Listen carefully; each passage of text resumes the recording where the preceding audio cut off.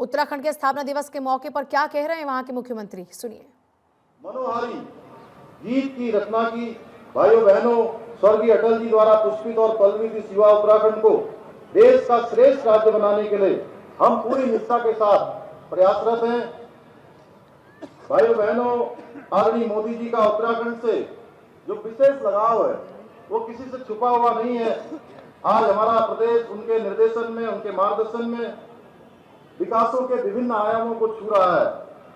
आदरणीय प्रधानमंत्री जी ने 2015 में प्रभावी प्रशासन के लिए जहां प्रगति अर्थात proactive governance and timely implementation का जो मंत्र दिया था, हमारी सरकार उसी मंत्र को मूल मंत्र मानकर कार्य कर रही है।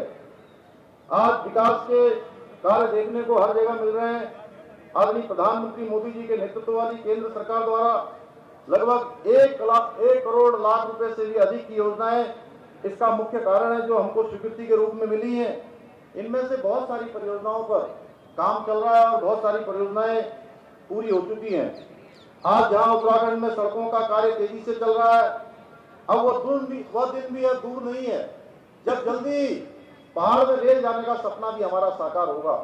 ऋषिकेश से कर्णप्रयाग रेल लाइन का काम तेजी से चल रहा है। भाइयों बहनों, सड़कों और रेल की बातें ही क्या करें, आज हेली सेवाओं, रोपवे सेवा के माध्यम से माननीय प्रधानमंत्री जी के विजन के अनुरूप उत्तराखंड के सुदूर क्षेत्रों को विकास की मुख्य धारा से जोड़ने का कार्य किया जा रहा है। प्रस्तावित केदारनाथ व हेमकुंड साहब रोपवे इसका एकमात्र उदाहरण है। भाइयों बहनों, 2025 तक उत्तराखंड के प्रत्येक गांव को लिंक मार्गों के माध्यम से राजमार्गों और ऑल वेदर रोडों से जोड़ सकें। हमारा यह भी प्रयास है कि हेली सेवाओं के माध्यम से प्रत्येक नगर को महानगरों से जोड़कर पहाड़ों पर औद्योगिक विकास के लिए आवश्यक इंफ्रास्ट्रक्चर को विकसित कर सकें। माननीय प्रधानमंत्री जी के नेतृत्व में देश का आर्थिक विकास हो रहा है, बल्कि सांस्कृतिक पुनर्जागरण का काम भी चल रहा है।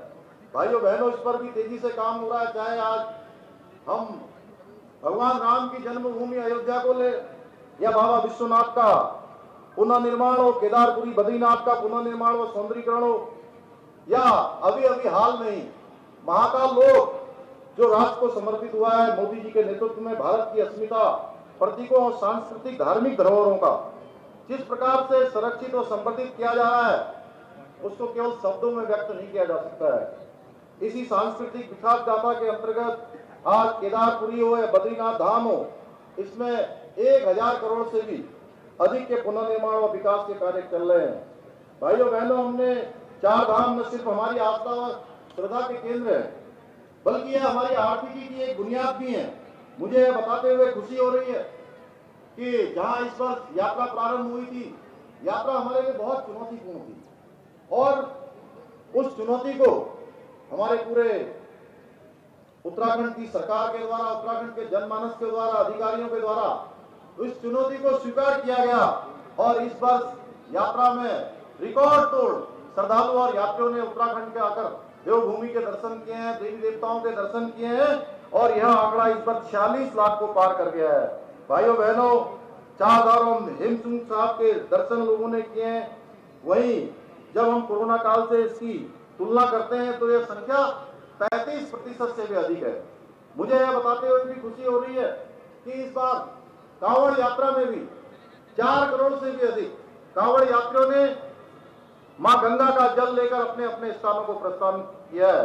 यह संख्या पिछले कई वर्षों से अधिक है।